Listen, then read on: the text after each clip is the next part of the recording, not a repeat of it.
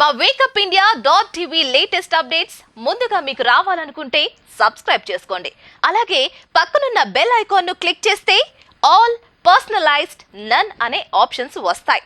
అందులో ఆల్ అనే ఆప్షన్ పై క్లిక్ చేయండి.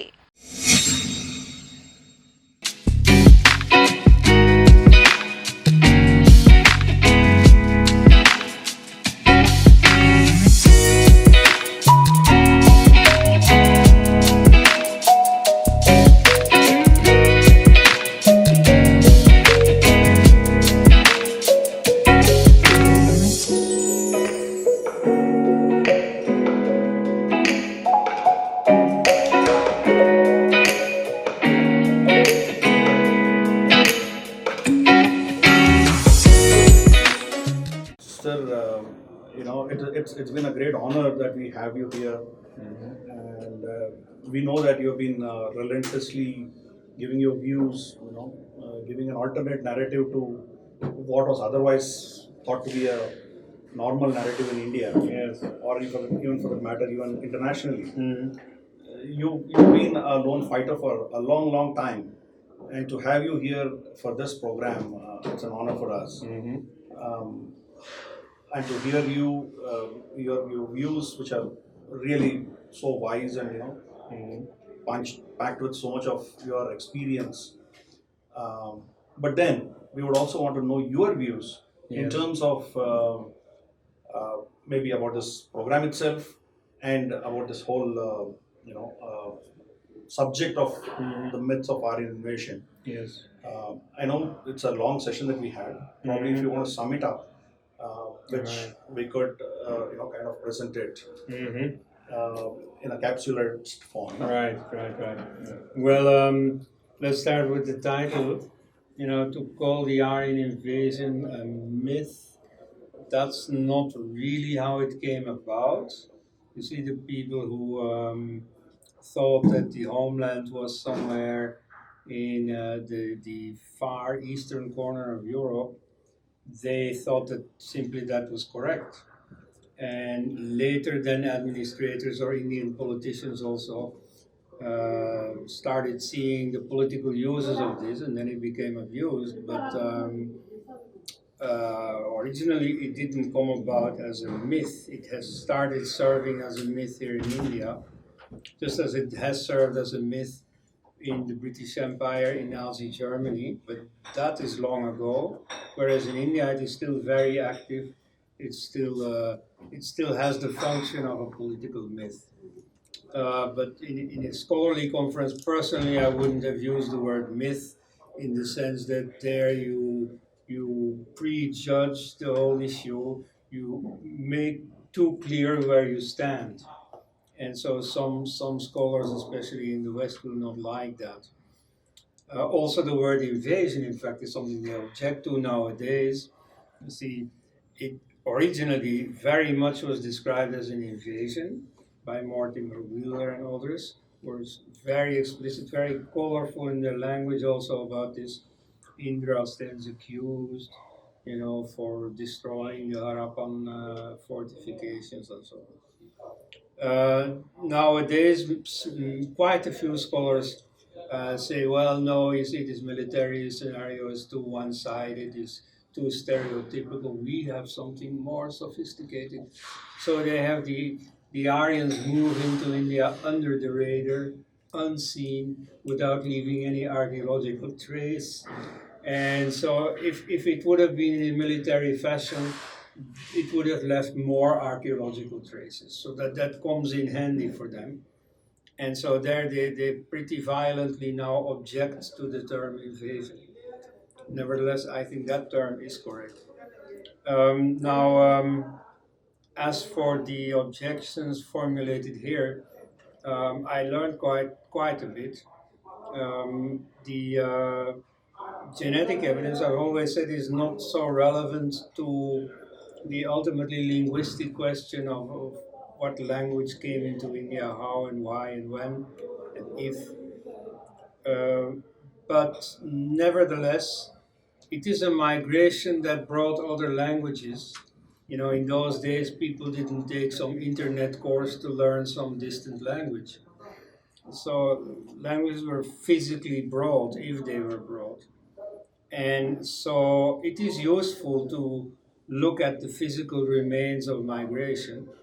You know, both archaeology and especially genetics are useful in that regard. So they don't have the last word, but they are important. Apart of also from the language, it is interesting to know where people came from. Now, what was a real eye opener was a description of how even in the geneticist world, even in academia, even in the best academic periodicals, there's quite a bit of malpractice going on. You see um, how they accept or refuse papers on the basis of their contents, how papers are really substandard yet accepted because they toe the right line, the line desired. Um, so, and then how you see you can really criticize in ways that I didn't expect the work that is now so much cited by David Reich. I mean, that's not my field, so I learned everything anew here. As for the archaeology there, of course, we already knew that there's absolutely nothing that defends the Aryan invasion scenario. Here we got some new evidence.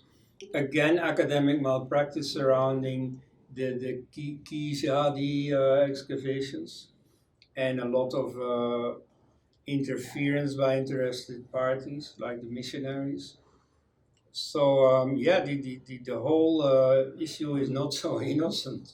You know, I'd like to sort of agree with my Western friends that, you know, after all, this is only an academic debate. What are you talking about? All this intrigue and invasion and myth and so on. But in India, it is far more than just a scholarly debate. Yeah. It clearly is. Yeah, it is. We have what Raju Malhotra had described as breaking India forces. The false narrative Yes. is perpetuated and percolated down. So once it goes deep down into the DNA and the psyche of the Right. people, it's so difficult for us to remove it. Mhm.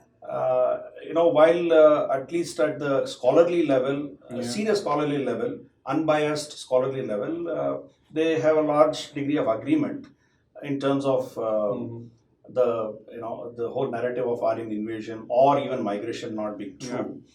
And out of India theory seems to be having some kind of support, or whatever. The point is the political angle to it and the breaking India forces, evangelical forces, or whatever, the communist forces. They have had a free run for now more than 60, 70 years. Yes. So one of the reasons why we conducted this conference, though people said this is a dead subject, our idea was to bring experts and researchers and scholars like you on one platform, Yeah. so we could present a narrative at least to the intellectual class, so they would carry the message forward. So that was our idea. So what do you think? What do you think? What we attempted, has some resonance? Right. Well, it was certainly necessary because I noticed that the Aryan invasion theory stands. I mean, in India, it's still taught in every textbook. It is pretty omnipresent. I learned here that on the national portal, finally, these words Aryan invasion have been removed. So, and not that the opposite narrative is being pushed. Yeah, it's perhaps too early for that. But we do see it changing a little bit. And so, in places like here, of course, it's totally different. But you see, here, then you could get the feeling, oh, it's over. And in fact, many Hindus, especially non-resident Indians, think that the Aryan debate has been won, and that it's all over, and that the Aryan invasion theory is dead and buried. Now, not at all. neither in India, where it has great political relevance, nor even in scholarly circles in the West. So it's very necessary. But you see, I do feel that the atmosphere is changing a bit. The political atmosphere is changing. For example, the book Urban Nexus. That's a real game changer. To just win the terminological war, to really have a term that very correctly and very strikingly characterizes the enemy. The Hindu side is coming into its own. Fighting back. And so the same thing is happening very slowly on the Aryan front, helped, of course, by the fact that the evidence is accumulating. You see, in spite of all the hullabaloo about the genetic evidence, well, it's not so difficult to counter that.